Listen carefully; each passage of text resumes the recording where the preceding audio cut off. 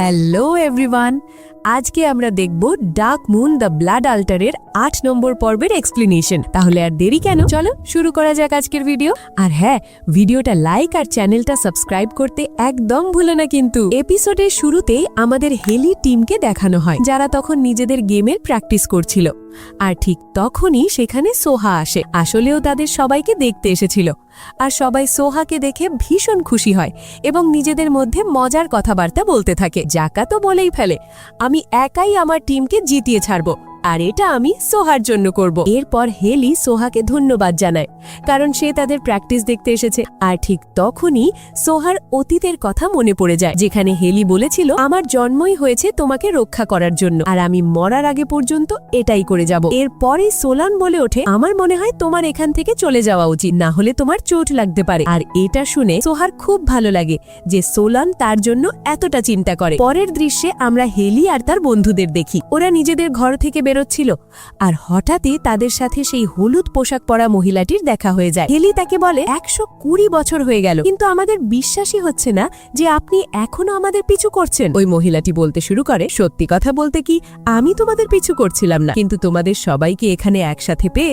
আমার খুব ভালো লাগছে। ওরা কেউই বুঝতে পারছিল না যে ওখানে ঠিক কি হচ্ছে। মহিলাটি বলে, আমার তোমাদের সবাইকে একটা কথা বলার আছে, কিন্তু ওরা কেউই তার কথা শোনার জন্য একদমই প্রস্তুত ছিল না। আর এরপর তারা সেখান থেকে চলে যায়। মহিলাটি সেখানে ভীষণ চিন্তিত হয়ে দাঁড়িয়ে থাকে। এরপর সিন শিফট হয়, আর আমাদের দেখানো হয় সোহা সমুদ্রের ধারে দাঁড়িয়ে নিজের ফোন চেক করছিল, যেখানে খান তাকে মেসেজ করেছিল।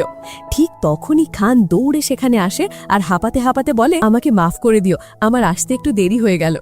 সোহা মিষ্টি করে হেসে বলে, কোনো ব্যাপার না। তারপর সে জিজ্ঞেস করে, আচ্ছা তুমি আমাকে এখানে কেন ডেকেছিলে? খান একটু ইতস্তত করে সুহাকে বলে যে সে তাকে কিছু বলতে চায়। আর এরপর যা হয় তা শুনে সোহা একেবারে চমকে যায়। খান সেখানে সরাসরি নিজের মনের কথা বলে দেয়। সে বলে, আমি তোমাকে খুব ভালোবাসি, আর একজন ওয়্যারউলফ যখন কাউকে ভালোবাসে তখন সারা জীবন শুধু তাকেই ভালোবেসে যায়। আমি শুধু এইটুকুই চাই যে কালকের নাইট বল ম্যাচে তুমি আমাকে সাপোর্ট করো। এই কথা শুনে সোহা প্রথমে তো ভীষণ অবাক হয়ে যায়, আর সেখানে কিছুই বলতে পারে না। সে ভাবতেও পারেনি খান তাকে এমনভাবে প্রপোজ করবে। এরপর অবশেষে নাইট বলের ফাইনাল ম্যাচ দেখানো হয়।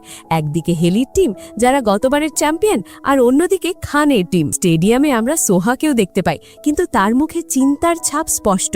সে বুঝতে পারছিল না যে তার কাকে চিয়ার করা উচিত। সে মনে মনে ভাবছিল, ওরা দুজনেই আমার খুব ভালো বন্ধু, আর দুজনেই আমার খুব কাছে। এই ভেবে সে লজ্জা পাচ্ছিল, কিন্তু পরক্ষণেই সে ভাবে, আমার এখন সাপোর্টের দিকে মন দেওয়া উচিত। অবশেষে ম্যাচ শুরু হতে যাচ্ছিল, আর হেলি আর খান দুজনেই সোহাকে বলছিল, তোমার আমাদের সাপোর্টারদের সাথে বসা উচিত। আর ভাই বেচারি সোহা সেখানে ভীষণ কনফিউজড হয়ে পড়ে। এরপর ফাইনালি ম্যাচ শুরু হয়, আর ম্যাচটা সত্যি অসাধারণ চলছিল। দুটো টিমই একে অপরকে কঠিন টক্কর দিচ্ছিল, বোঝাই যাচ্ছিল না যে কে জিতবে। খেলার মাঝখানে বল হেলির হাতে আসে, আর সে তার প্রথম গোল করে।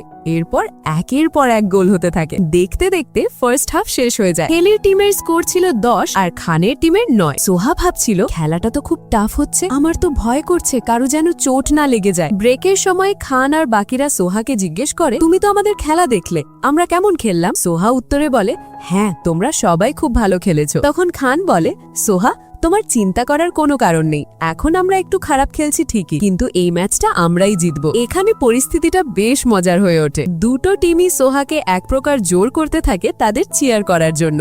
হেলি তো সোহার এতটাই কাছে চলে আসে যে বেচারি সোহা লজ্জায় লাল হয়ে যায়। সে সম্পূর্ণরূপে কনফিউজ ছিল যে তার কি করা উচিত। সোহা যখন এসব নিয়ে ভাবছিল, ঠিক তখনই সেই হলুদ পোশাক পরা মহিলাটি আবার তার সামনে এসে হাজির হন। তিনি সোহাতে বলেন, তোমার সাথে আমার কিছু জরুরি কথা আছে। এরপর তারা দুজনে স্টেডিয়ামের ভেতরের একটা ফাঁকা জায়গায় চলে যায়। মহিলাটি বলতে শুরু করেন, এই কারণেই আমি তোমাকে এতদিন ধরে খুঁজছিলাম, কিন্তু তিনি কি কারণ দেখাতে যাচ্ছিলেন তা আমরা জানতে পারি না। সোহা তার কথা শুনে খুব অবাক হয়, আর ঠিক সেই মুহূর্তে হঠাৎ করে অনেকগুলো ভ্যাম্পায়ার তাদের উপর আক্রমণ করে বসে। অন্যদিকে হেলি যখন মাঠে খেলছিল, তখন সে হঠাৎ সোহার চিৎকার শুনতে পায়। সে সাথে সাথে লক্ষ্য করে যে সোহা স্টেডিয়ামে নিজের জায়গায় নেই, আর এটা দেখে ছেলেটা একদম ঘাবড়ে যায়।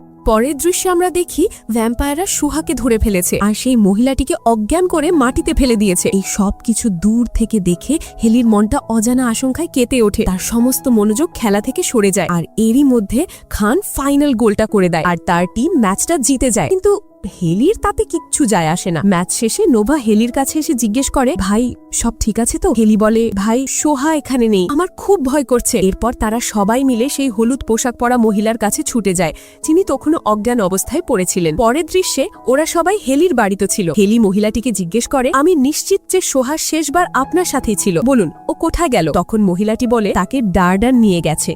ডার্ডান অর্থাৎ প্রথম ভ্যাম্পায়ার। এই কথা শোনার পর হেলি প্রচন্ড ভয় পেয়ে যায়। তার মনে হতে থাকে ডার্ডেন হয়তো সেই ক্রেস। এরপর আমরা জানতে পারি যে ডার্ডেন আসলে ভার্গ কিংডমের একজন চ্যান্সেলর ছিল। শুরুতে সে একজন মানুষই ছিল, কিন্তু ক্ষমতার লোভে সে ভুল পথ বেছে নেয়, যার কারণে সে ভ্যাম্পায়ার হয়ে যায়। হেলির টিমের সদস্যরা বলে, আমরা তো ওর সাথে দেখা করেছিলাম, কিন্তু ওর সাথে ওই দুর্বল ভ্যাম্পায়ারগুলো কারা ছিল? তখন মহিলাটি বলেন, ওরা ডার্ডেনের তৈরি করা ভ্যাম্পায়ার। ওরা খুব দুর্বল হয়, কিন্তু ওদের রক্তের তৃষ্ণা অনেক বেশি থাকে, আর ওরা সূর্যের আলোতে গলে যায়। কিন্তু তোমরা ওদের থেকে সম্পূর্ণ আলাদা। তোমরা সবাই ছিলে ডার্ডেন রাজ্যের লর্ডস বা নাইটস। এই কথা শুনে সবাই অবাক হয়ে যায়। মহিলাটি আরো বলে, তোমরা সবাই আসলে রাজকুমারীর সেবায় নিযুক্ত নাইটস ছিলে। সোলন বলে ওঠে, আপনি তো আমাদের বন্দী করে রেখেছিলেন, আমরা আপনার উপর বিশ্বাস করব কিভাবে? মহিলাটি উত্তর দেয়, আমি তোমাদের বন্দী করে রাখিনি, বরং ডার্ডেনের হাত থেকে বাঁচাচ্ছিলাম। 100 বছর আগে যখন ডার্ডেনের আতঙ্ক ছড়িয়ে পড়তে শুরু করে, তখন রাজকুমারী তোমাদের আত্মাকে বাঁচানোর জন্য অনেক দূরে পাঠিয়ে দিয়েছিল, মানে ভবিষ্যতের টাইমলাইনে পাঠিয়ে দিয়েছিল। এর ফলে তোমরা সবাই আবার শিশুতে পরিণত হও এবং তোমাদের সমস্ত স্মৃতি মুছে যায়। এরপর আমি এক এক করে তোমাদের সবাইকে খুঁজে বের করি আর একটা বাড়িতে সুরক্ষিতভাবে রাখি। তখনই হেলি বলে ওঠে, আপনি এটা বলতে চাইছেন না তো যে সেই প্রিন্সেস আসলে সোহা? মহিলাটি বলে, হ্যাঁ তুমি ঠিকই ধরেছ, আমি রাজকুমারীর শক্তি অনুভব করেছিলাম আর তারপর তাকে খুঁজে বের করেছি। তোমাদের ভেতর থেকেই এটা জানার কথা যে তোমাদের ভাগ্যে ঠিক কি লেখা আছে। এই কথা শুনে হেলির মনে পড়ে সে যখনই সোহার কাছে আসে তার একটা অন্যরকম অনুভূতি হয়। তারা জিজ্ঞেস করে, কিন্তু ডার্ডেন সোহাকে কিডন্যাপ করলো কেন? মহিলাটি জানায়, কারণ সে সোহার শক্তি পেতে চায়। এরপর অবশেষে ফ্ল্যাশব্যাকে আমাদের অতীতের সেই দৃশ্য দেখানো হয়। আমরা প্রিন্সেস সুহাকে দেখি, যার তখনকার নাম ছিল সেলিন, আর হেলি ও তার বন্ধুরা ছিল তার বিশ্বস্ত নাইট। একদিন বাগানে হেলি আর সোহা কথা বলছিল। হেলি জানায় যে রানীমা তাকে ডেকেছেন। সোহা বলে, আমি জানি কেন ডেকেছেন, পাশের রাজ্যের রাজা আমাকে বিয়ের প্রস্তাব দিয়েছে। হেলি বলে, আমি শুনেছি উনি খুব ভালো একজন রাজকুমার। সোহা উত্তরে বলে, কিন্তু আমি তাকে বিয়ে করতে পারবো না, যাকে আমি চিনি না তাকে কিভাবে বিয়ে করব? আর তাছাড়া নিজের ভালোবাসার মানুষকে বেছে নেওয়ার অধিকার তো আমার থাকা উচিত। হেলি তাকে ভরসা দেয় যে সে নিশ্চয়ই তার ভালোবাসার মানুষকে খুঁজে পাবে। কিছুক্ষণ পরে সোহা হঠাৎ অসুস্থ হয়ে অজ্ঞান হয়ে পড়ে। হেলি খুব ভয় পেয়ে যায়। সোহা জ্ঞান ফেরার পর বলে, তুমি সবসময় আমাকে রক্ষা করো, এটা আমার খুব ভালো লাগে। হেলি বলে, এটাই তো আমার কাজ।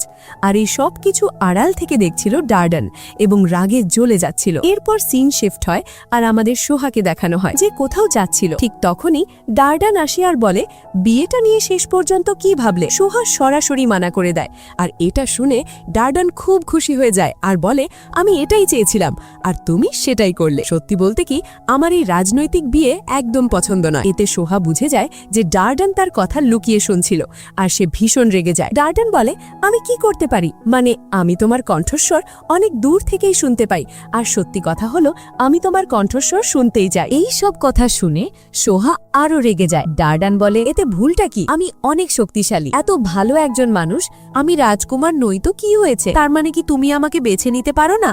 আর সে প্রায় জোর করে সোহার হাতটা ধরতে যায়, আর ঠিক তখনই সোহা কষিয়ে তার গালে একটা চড় মারে। ডার্ডেন বলতে থাকে, আমি শুধু তোমাকে নিজের করে পেতে চাই। আর ঠিক তখনই সেখানে হেলি এসে হাজির হয় আর বলে, তুই নিজের সীমার মধ্যে থাক, পরের বার যদি কিছু করার চেষ্টা করেছিস তাহলে তোর খেলা আমি এখানেই শেষ করে দেব। এরপর সে সোহাকে নিয়ে সামনের দিকে এগোতে থাকে, কিন্তু হঠাৎই সোহার কিছু একটা হয়, সে অজ্ঞান হয়ে মাটিতে পড়ে যায়। সোহার অবস্থা তখন খুবই খারাপ ছিল। তার মা খুব ঘাবড়ে যান। জানা যায় যে রাজকুমারী সোহার কাছে এমন শক্তি আছে যা আগে কখনো দেখা যায়নি, কিন্তু তার শরীর এই শক্তিটা একদমই সামলাতে পারছে না। বাঁচার একটাই উপায়, রাজ্যের বিস্ট গড বা পশু দেবতার রক্ত পান করা। এখানে আসলে নেকড়ে দেবতা বা উলফ গডের রক্তের কথা বলা হচ্ছিল, যার নাম ভার্গান। এরপর তার মা সেই রক্ত সোহাকে পান করান, আর তখনই সোহা একটা অন্য জগতে পৌঁছে যায়। সেখানে তার সাথে উলফ গড ভার্গানের দেখা হয়। সে বলে, আমি তোমাকে শক্তি দেব। এই কথা শুনে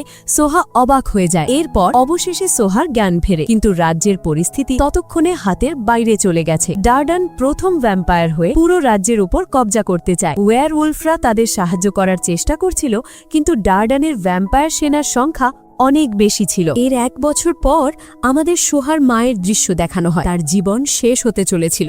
সোহা খুব ভয় পাচ্ছিল। তার মা বলতে থাকেন, আমাদের কাছে আর কোনো উপায় নেই। ডার্ডান প্রথম ভ্যাম্পায়ার হয়ে গেছে, আর সে আমাদের রাজ্যের উপর কবজা করতে চায়। ওয়্যারওয়ুলফরা আমাদের সাহায্য করার চেষ্টা করছে, কিন্তু ওই ভ্যাম্পায়ারদের সংখ্যা অনেক বেশি, তাই আমরা তাদের সামনে টিকতে পারবো না। আমি শুধু এটুকুই চাই, তুমি ওদের সবার সাথে মিলে ডার্ডানের হাত থেকে এই রাজ্যকে রক্ষা করো। সোহা বলে, আমি এটা কিভাবে করতে পারবো? সোহার মা বলেন, তোমার কাছে এখন ভার্গান গডের শক্তি আছে, আর তার উপরে তোমার নিজস্ব প্রাকৃতিক শক্তিও আছে। তুমি খুব সহজেই এই কাজটা করতে পারবে। তোমাকে নিজের ওপর বিশ্বাস রাখতে হবে। আর তিনি আরো বলেন, আমি মুন অল্টারের মধ্যে আমার শক্তি সিল করে রেখেছি। তুমি সেই শক্তি আনলক করে নিজের করে নাও, আর হেলি ও তার বন্ধুদের নিজের রক্ত দিয়ে ভ্যাম্পায়ার বানিয়ে দাও, যাতে ওরা তোমাকে রক্ষা করতে পারে। ঠিক তখনই ডার্ডন সেখানে এসে বলে, রাজকুমারী, আপনি ঠিকই বলেছেন, ওই শক্তি তো আমিই পাবো, আর এই রাজ্যের ওপর কবজা করব। আমি বলেছিলাম রাজকুমারী, আমি আপনাকে খুব ভালোবাসি, কিন্তু আপনার তো আমাকে পছন্দই ছিল না, তাই না? তো এখন দেখুন, আমি অন্য উপায়ে আপনাকে পেতে চলেছি। আর সেই হলুদ পোশাক পরা মহিলাটির জীবন খুব সহজেই শেষ করে দেয়। এরপর পেছন থেকে হেলি ডার্ডানের ওপর আক্রমণ করে। বাকি নাইট আর ওয়্যারওয়ুলফরাও ভ্যাম্পায়ারদের সাথে এক ভয়ঙ্কর যুদ্ধে জড়িয়ে পড়ে। হেলি যখন রাজকুমারীকে বাঁচাতে যাচ্ছিল, ডার্ডান তার ওপর এক মারাত্মক আক্রমণ করে, আর এটা দেখে সোহা ভীষণ ভীষণ ঘাবড়ে যায়। ডার্ডান বলে, আমি জানি তুমিও আমার মতো রাজকুমারীকে চাও, আর আমার মনে এই মুহূর্তে কি চলছে তা তুমি খুব ভালোভাবেই বুঝতে পারছো। এরপর হেলি ডার্ডানের একটা হাত কেটে ফেলে, আর ভাই লিটারালি অসাধারণ একটা যুদ্ধ চলছিল। এরপর বাকি ওয়্যারওয়ুলফদের সাথেও যুদ্ধ হয়, মানে ভ্যাম্পায়ার আর ওয়্যারওয়ুলফরা একসাথে মিলে লড়ছিল। কিন্তু তারপরেও সেই শয়তান ভ্যাম্পায়ারদের সংখ্যা অনেক বেশি ছিল, আর তাদের সবার অবস্থায় খুব খারাপ হয়ে যায়। সেই হলুদ পোশাক পরা মহিলাটি তখনও মারা যাননি। তিনি বলেন, মহারানী, আপনার এখান থেকে চলে যাওয়া উচিত। এরপর ডার্ডান আবার আক্রমণ করতে আসে। ঠিক তখনই সেই বয়স্ক মহিলা, যার নাম মার্গো, সে সেলিনকে নিয়ে টেলিপোর্ট করে পালিয়ে যায়। মার্গো সেলিনকে সোহাকে তার শক্তি আনলক করতে বলে, কিন্তু সেলিন বলে, তার আগে আমাকে আরেকটা কাজ করতে হবে। সে মার্গোকে বলে, আমি রাজ্যে ফিরে গিয়ে ওই 7 জনের 8টাকে ভবিষ্যতে পাঠাতে চাই। তুমি তাদের খুঁজে বের করে একসাথে রাখবে, যাতে সঠিক সময় তারা আমাদের সাহায্য করতে পারে। শেষ মুহূর্তে ডার্ডান যখন হেলির ওপর চূড়ান্ত আঘাত হানতে যায়, সোহা মাঝখানে চলে আসে এবং সেই আঘাতটা তার গায়ে লাগে। এই দৃশ্য দেখে হেলি প্রচন্ড ঘাবড়ে যায় আর ভয় পেয়ে যায়। মৃত্যুর আগে সোহা হেলির দিকে তাকিয়ে বলে, তুমি সবসময় আমার ছায়া হয়ে আমাকে রক্ষা করে এসছো। কিছু কথা আছে যা তুমি আমার থেকে লুকানোর চেষ্টা করছো, আর সত্যি বলতে আমিও তোমার থেকে কিছু কথা লুকানোর চেষ্টা করছি। আমাকে কথা দাও, পরের বার যখন আমাদের দেখা হবে আমরা একে অপরের থেকে কিছুই লুকাবো না। এই বলেই সে তার শক্তি ব্যবহার করে সবার আত্মাকে ভবিষ্যতের দিকে পাঠিয়ে দেয়, অর্থাৎ তাদের সবার পুনর্জন্ম হয়। ফ্ল্যাশব্যাক শেষ হয় আর দৃশ্য বর্তমানে ফিরে আসে। এই অবিশ্বাস্য অতীত কাহিনী শুনে হেলি আর তার বন্ধুরা পুরোপুরি স্তব্ধ হয়ে যায়। তাদের কাছে এখন সবকিছু জলের মতো পরিষ্কার। সোহাই তাদের প্রিন্সেস সেলিন, আর তাদের জন্মই হয়েছে তাকে রক্ষা করার জন্য। হেলি বলে, বইয়ের গল্পটা আসলে আমাদেরই গল্প ছিল। আমি অবশেষে এখন এটা বুঝতে পারলাম। আর এপিসোডের একেবারে শেষ দৃশ্যে আমরা ক্রিস অর্থাৎ ডার্ডানকে দেখতে পাই, আর তার সামনেই সোহা অজ্ঞান অবস্থায় পড়েছিল। ও ভাই, সত্যি আজকের এপিসোডটা অসাধারণ একটা পর্ব ছিল, তাই না? আর তোমাদের কি মনে হয়, হেলি কি পারবে সোহাকে ডার্ডানের হাত থেকে বাঁচাতে? অবশ্যই তোমাদের মতামত কমেন্ট সেকশনে জানো। যদি এক্সপ্লেনেশনটা ভালো লেগে থাকে তাহলে একটা লাইক আর সাবস্ক্রাইব করতে ভুলো না কিন্তু। চলো তাহলে আবার দেখা হবে তোমাদের সাথে আর একটা নতুন ভিডিও আর নতুন এক্সপ্লেনেশন নিয়ে। ততক্ষণ পর্যন্ত take care and good by.